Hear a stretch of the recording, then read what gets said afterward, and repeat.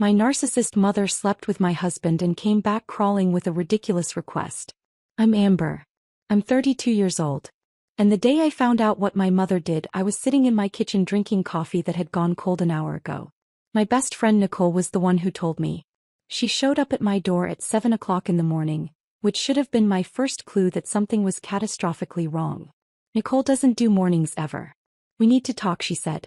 Her face was pale. I let her in. She sat down at my kitchen table and wouldn't look at me. That's when I knew. You know that feeling when your stomach just drops like you're in an elevator that's falling? Just say it. I told her it's about Daniel. Daniel, my husband of 6 years, the man I'd met at a coffee shop when I was 24 and stupid enough to believe in soulmates. Nicole pulled out her phone. She showed me screenshots, text messages, photos. My brain couldn't process what I was seeing at first. It was like trying to read underwater. The woman in the photos with my husband was my mother. My mother, Patricia, 56 years old, recently divorced from her 4th husband and apparently sleeping with mine. I threw up in my kitchen sink. Nicole held my hair back and cried with me. When I finally stopped heaving, I washed my face and sat back down. How long? I asked. 3 months, maybe 4. I'm sorry, Amber. I only found out yesterday. My cousin Stephanie works at that hotel downtown, the Riverside. He saw them checking in together last week. 3 months. 4 months. All those nights, Daniel said he was working late. All those weekends, my mother said she was visiting her sister in Portland. I called Daniel. He didn't answer. I called my mother. She didn't answer either. So I got in my car and drove to my mother's house. She lived 20 minutes away in a condo she'd bought with the divorce settlement from husband number 3. I had a key. I'd always had a key because she was my mother and that's what you do. I let myself in. They were both there on her couch drinking wine at 8 o'clock in the morning like it was normal, like they hadn't just destroyed my entire life. Remember, my mother said. She didn't even have the decency to look surprised. We need to talk. Daniel stood up. His face was red. Babe, listen. Don't call me that, I said. My voice sounded weird, detached, like it belonged to someone else. My mother set down her wine glass. She was wearing a silk robe. Daniel was in jeans and a t-shirt I'd bought him for his birthday. Sit down, my mother said, like I was a child, like she was about to lecture me about leaving my dishes in the sink. Are you serious right now? I asked. Amber, you're being dramatic. Just happened. We didn't plan it. I laughed. Came out like a bark. You didn't plan it. For 3 months, you accidentally fell into bed with my husband dozens of times. Daniel moved toward me. I stepped back. Don't touch me. Don't ever touch me again. It's complicated. He said, no, I said. It's really not. I left. I didn't slam the door. I didn't throw anything. I just walked out and got back in my car. I drove to Nicole's apartment. She was already waiting for me. She'd made up her guest room. She had tissues and ice cream and a bottle of wine. Stay as long as you need, she said. I stayed 3 days. On the 4th day I went to a lawyer. Her name was Jessica Chin and she had a reputation for being ruthless in divorce cases. She listened to my story without interrupting. Then she smiled. I'm going to destroy him, she said. I liked her immediately. The divorce took 8 months. Daniel fought it. He wanted to keep the house. He wanted half my inheritance from my grandmother. He wanted to pretend like he hadn't thrown away 6 years of marriage for my mother. Jessica made sure he got nothing. During those 8 months, I didn't speak to my mother. She called, she texted, she sent emails. I blocked her on everything. My younger sister, Rachel, called me once. Mom wants to talk to you, she said. I don't care what Mom wants. I told her. She says you're overreacting. Rachel, she slept with my husband. I know, but she's still our mother.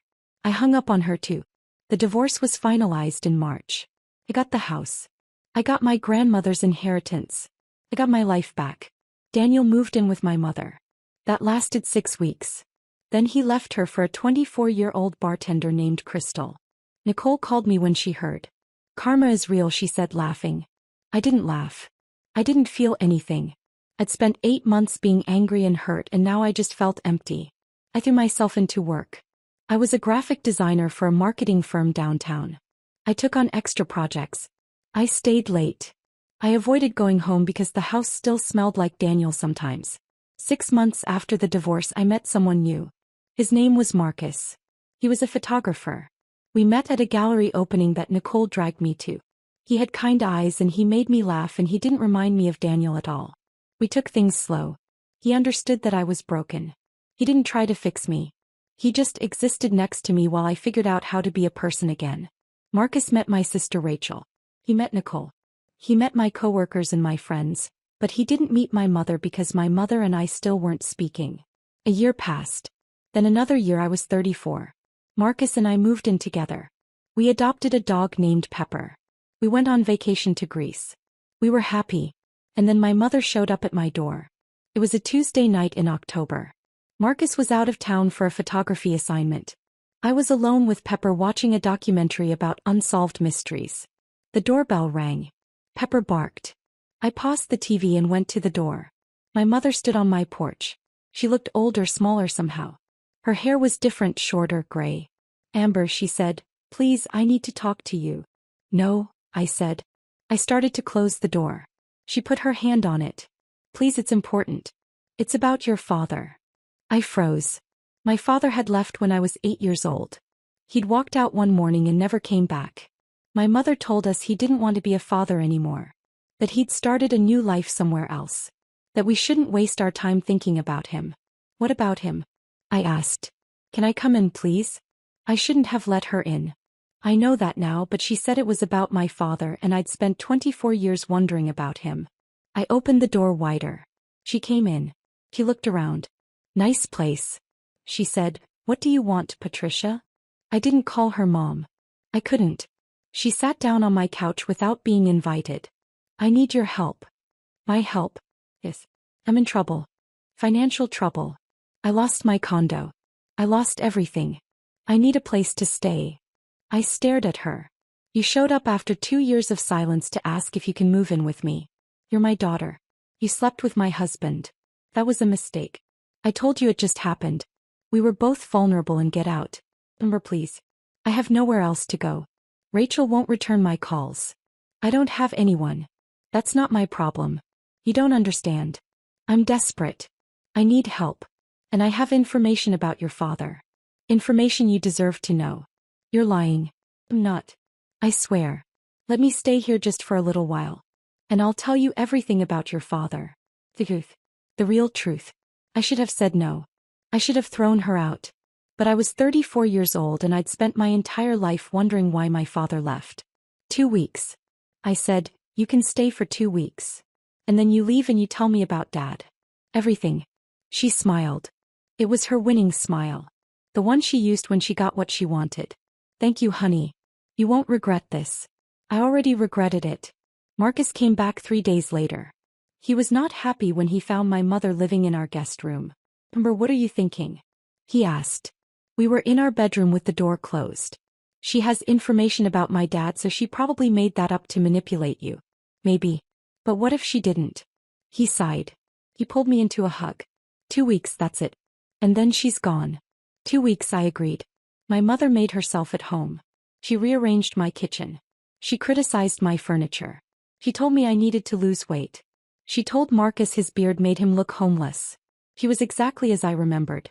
But she didn't tell me about my father. Every time I asked, she had an excuse. She was tired. She wasn't ready.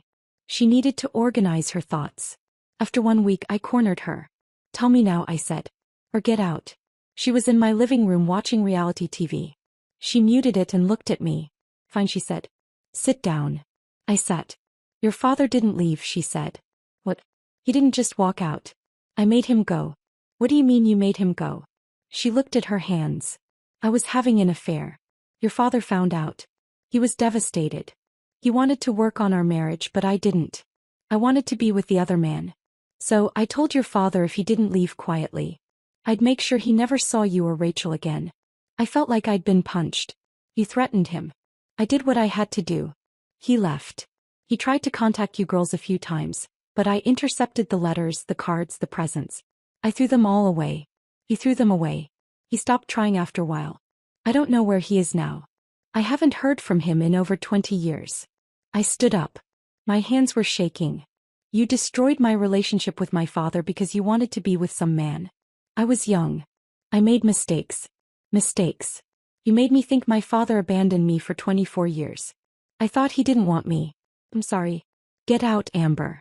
Get out of my house now. Get your things and leave. She stood up. You're being unreasonable. I'm being unreasonable. You ruined my childhood. You lied to me for decades. You slept with my husband and now you're calling me unreasonable. Where am I supposed to go? I don't care. That's not my problem anymore. Marcus came out of our bedroom. He'd heard everything.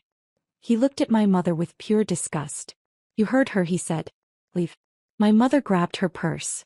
You're both going to regret this. I'm your mother, Amber. You owe me. I don't owe you anything. I said. She left. She slammed the door behind her. I broke down. Marcus held me while I cried. I cried for the little girl who thought her daddy didn't love her. I cried for all those years I'd wasted feeling abandoned. I cried because my mother was a monster and I'd spent 3 decades making excuses for her. The next morning I started looking for my father. His name was Robert Mitchell. I hired a private investigator. Took 3 weeks. The investigator called me on a Thursday afternoon. I found him. She said he lives in Seattle. He's remarried. He has 2 kids, teenagers. Did you talk to him? I did. I told him you were looking for him. He wants to meet you. He gave me his number. I saved the number in my phone. I stared at it for 2 hours before I called. He answered on the second ring. Oh. His voice.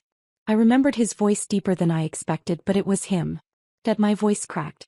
It's Amber. He started crying. I started crying. We cried together over the phone like idiots. I'm so sorry. He said, I tried to find you. I tried to stay in your life, but your mother made it impossible. And then I thought maybe you were better off without me. I thought I was just causing more pain. She lied. I said, she told us you didn't want us. That's not true. That was never true. I wanted you every single day. I missed you every single day. We talked for 3 hours. He told me about his life.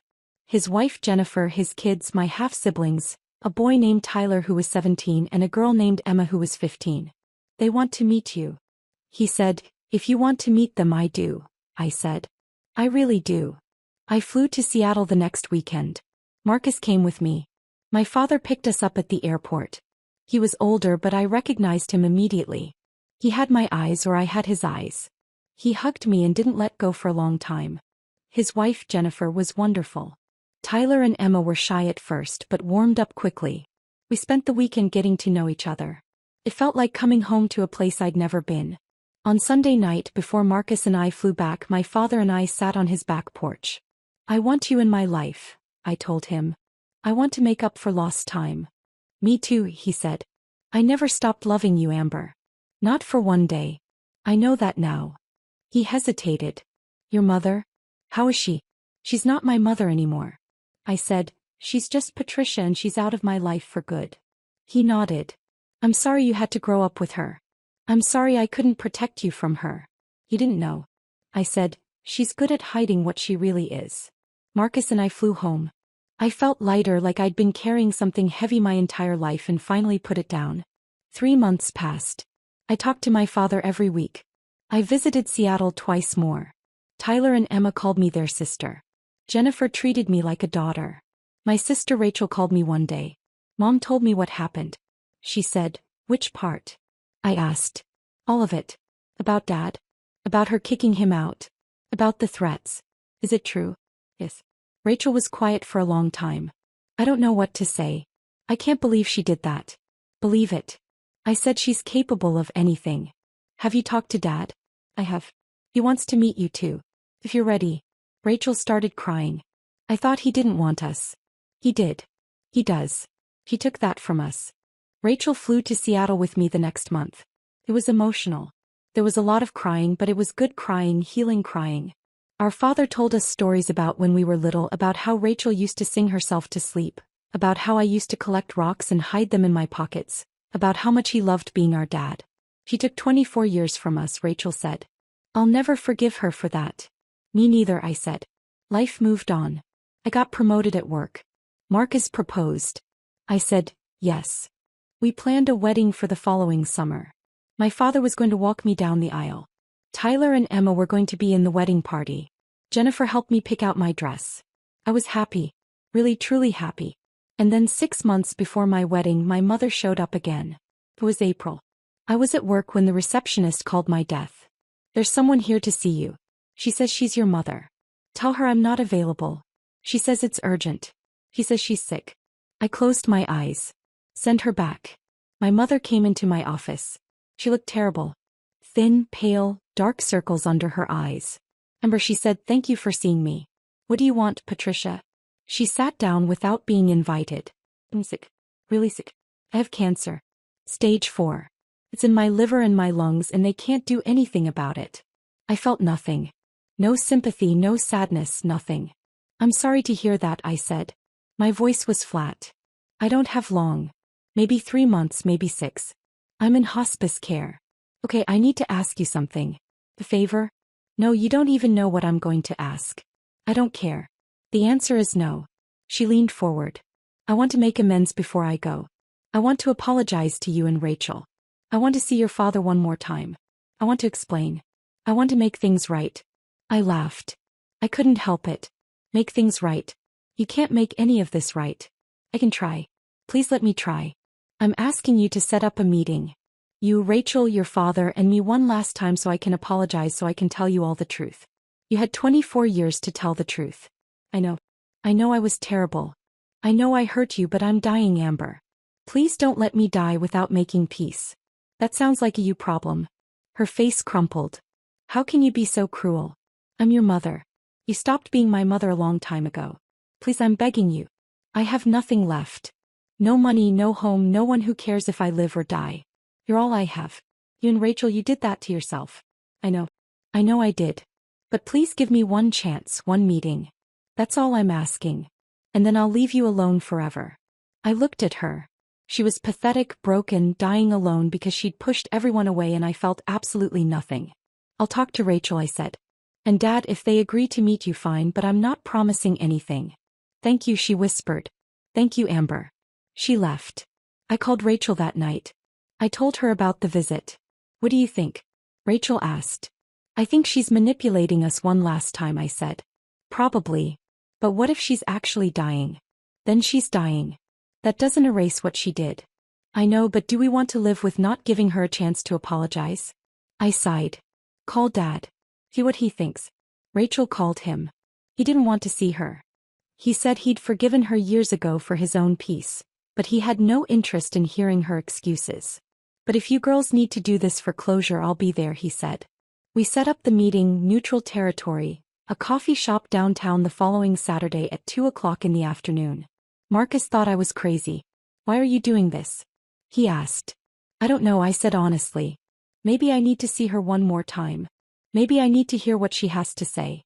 Maybe I just need to look her in the eye and tell her exactly what I think of her. Just don't let her manipulate you again." "I won't." Saturday came. Rachel and I got there early. We sat at a corner table and ordered coffee we didn't drink. Our father arrived next. He looked nervous. "I haven't seen her in 26 years. You don't have to do this." I told him, "Yes, I do for you girls." My mother arrived 15 minutes late. She was in a wheelchair. A nurse was pushing her. She looked worse than she had at my office. Skeletal-like death was already halfway finished with her. The nurse wheeled her to our table and left. "Thank you for coming," my mother said. Her voice was weak. None of us responded. She looked at our father. "Robert, it's been a long time. Patricia, you look well. Happy?" "I am. I'm glad." She turned to Rachel and me. "You girls are beautiful. Both of you." "Don't." Rachel said, "Don't do that. Don't try to make this pleasant. Say what you need to say." My mother nodded. "I'm sorry. I'm sorry for everything. I was a terrible mother. I was a terrible wife. I was selfish and cruel. And I destroyed our family because I only cared about myself." "You're right." I said. "You did?" "I know. I've had a lot of time to think about it. About all my mistakes, all the pain I caused." "Is that it?" Rachel asked. "You're sorry. That's your big apology." "Oh, there's more. There's something I need to tell you. Something you deserve to know." Here it comes, I thought. Another manipulation. Another lie. "Your father," my mother said, looking at me and Rachel. "He's not your biological father." The world stopped. "What?" Rachel's voice was barely a whisper. "Robert didn't know. I never told him." But he's not your biological father, either of you. My father's face went white. What are you talking about? I was having an affair before I married you. I got pregnant with Amber. I didn't tell you. I let you think she was yours. And then Rachel came along 2 years later. Also not yours. You're lying. I said I'm not. I'm dying. What reason do I have to lie now? Then who? Rachel asked. Who's our father? His name was David Hart. He was a lawyer married. He ended things when I got pregnant with Amber. I never told him about either of you. My father stood up. His chair scraped against the floor. You let me raise 2 children for 8 years thinking they were mine. Yes. And then you threw me out. You threatened me. You kept me from seeing them. And they weren't even mine. Oh. He looked at me and Rachel. His face was full of anguish. I'm sorry. I didn't know, Dad. Sit down. I'm not your dad. Yes, you are. Biology doesn't matter. You're my father. You raised me. You loved me. That's what matters. He's right. Rachel said, crying. You're our dad always. My father sat back down. He was crying too. I looked at my mother. Why are you telling us this now? Because I wanted you to know the truth. Because I wanted to hurt you one more time before I die. The words hung in the air like poison. She smiled. It was her old smile. Old, victorious. You thought I wanted to apologize to make amends. I don't care about any of you. I never did. I just wanted to destroy whatever relationship you'd rebuilt with Robert. I wanted to take that from you just like you took everything from me. We didn't take anything from you. Rachel said, you abandoned me. You left me to die alone. So now you know the truth. Robert isn't your father. He's just some man who raised another man's children, and that's all he'll ever be. She motioned to the nurse who was waiting by the door. The nurse came over and started wheeling her away. Wait, I said. The nurse stopped. I stood up and walked over to my mother. I leaned down close to her face. You want to hurt us? I said quietly. You want to take our father from us? It won't work because he is our father. He chose to be. He stayed when you drove him away. He came back when we found him. He loves us and we love him, and nothing you say can change that. I straightened up. You're going to die alone. I continued. Not because we abandoned you, but because you spent your whole life pushing away everyone who tried to love you. You're going to die knowing that you destroyed every relationship you ever had. And we're going to be fine. We're going to be happy because we have each other and we have Dad, our real dad. My mother's smile faltered. Goodbye, Patricia. I said, I hope you find whatever it is you're looking for in whatever comes next. I walked back to the table. Rachel stood up. My father stood up. We walked out together. My mother called after us. Amber, Rachel, wait. We didn't wait. We left her there in that coffee shop with her nurse and her wheelchair and her poison. Outside, my father pulled us both into a hug. I love you girls, he said. Nothing changes that. Nothing ever will. We love you too, Dad. Rachel said, we know you're our father, I said. We've always known. We stood there on the sidewalk hugging while people walked past us. Eventually we pulled apart. We wiped our eyes. We smiled at each other. Ice cream, my father suggested. Ice cream, Rachel and I agreed. We went to the ice cream shop 2 blocks away. We got big sundaes with too many toppings.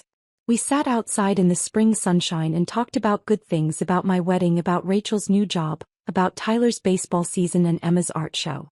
We didn't talk about my mother. She died 3 weeks later. Rachel got the call from the hospice. They needed someone to claim the body. Do you want to go? Rachel asked me. No, I said, do you? No, we paid for a basic cremation. We didn't have a funeral. We didn't spread her ashes anywhere meaningful. The funeral home kept them. I felt nothing when she died. No relief, no sadness, no guilt, just nothing. Marcus asked me if I was okay. I'm fine, I said. She was already dead to me. My wedding was 2 months later. It was perfect. My father walked me down the aisle. Rachel was my maid of honor. Tyler and Emma gave readings. Jennifer cried happy tears. Daniel wasn't invited. Neither was my mother. Obviously, Nicole caught the bouquet. She started dating someone new 3 weeks later. Marcus and I honeymooned in Italy. We ate too much pasta and drank too much wine and made love in a villa that overlooked the ocean. When we got back, there was a letter waiting for me. It was from a law firm in Portland, my mother's estate. I almost threw it away without opening it, but Marcus convinced me to read it. Inside was a letter from my mother's lawyer. She'd left me something in her will, a safety deposit box key. The lawyer's letter said the box contained documents my mother wanted me to have. It's probably empty, I said. We're full of more lies. Maybe, Marcus said. Or maybe it's important. You should check. I went to the bank the next day. Rachel came with me. The box was small. Inside was a manila envelope. I opened it. Inside were letters. Dozens of them, all addressed to me and Rachel. All from our father. All from the years after he'd left. Birthday cards. Christmas cards. Letters telling us he loved us. Letters saying he missed us. Letters begging my mother to let him see us. 24 years of letters our mother had stolen from us. There was also a letter from my mother written in shaky handwriting. Recent. I unfolded it. Dear Amber and Rachel, it said, I lied about David Hart. Robert is your biological father. I made that up to hurt you. I wanted you to feel the pain I felt, but I'm giving you these letters because even I know that was too far. Robert loved you.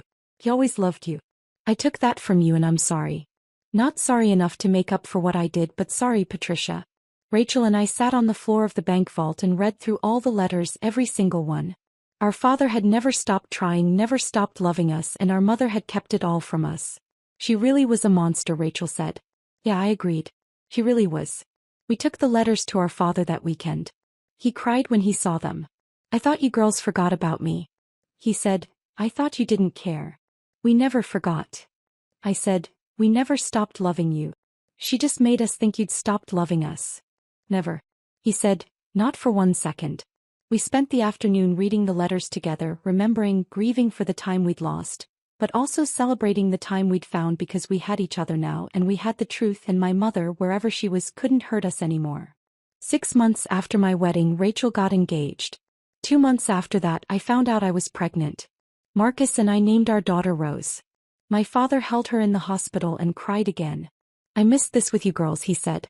But I get to be here for this. That's a gift. Rose is 2 now. Tyler graduated high school. Emma is learning to drive. Rachel's wedding is next month. My father is going to walk her down the aisle too. We have Sunday dinners at his house every week when we're in Seattle. Jennifer makes pot roast. Tyler tells bad jokes. Emma shows us her latest paintings. Rose runs around chasing their dog. It's loud and messy and chaotic. It's family. The real kind, the kind you choose, the kind that doesn't give up on you. Sometimes I think about my mother. About all the years she wasted being cruel. About how she died alone because she couldn't let herself be loved. I don't feel sorry for her. I don't miss her, but I'm grateful in a strange way because her cruelty led me to find my father. Her final attempt to hurt us gave us back all those letters, all that proof that we were loved even when we didn't know it. She wanted to destroy us. Instead, she gave us exactly what we needed to heal, and that's its own kind of poetic justice. Last week, Marcus found me looking at one of the old letters from my father, one where I was 6, and he was telling me about taking me to the zoo. You okay? Marcus asked. Yeah. I said, I'm good. I'm really good. And I meant it because I had Marcus. I had Rose. I had Rachel and my father and Jennifer and Tyler and Emma and Nicole. And a life full of people who actually loved me. My mother tried to take everything from me. But in the end, I got everything she never could. I got peace. I got family. I got love. Real love. The kind you don't have to manipulate or lie or sleep with your daughter's husband to try to keep. The kind that stays. And my mother died never understanding what that felt like. So when people ask me if I forgave her, I tell them the truth. I didn't forgive her. I don't need to. Forgiveness is for people who deserve it. She doesn't, but I'm happy anyway.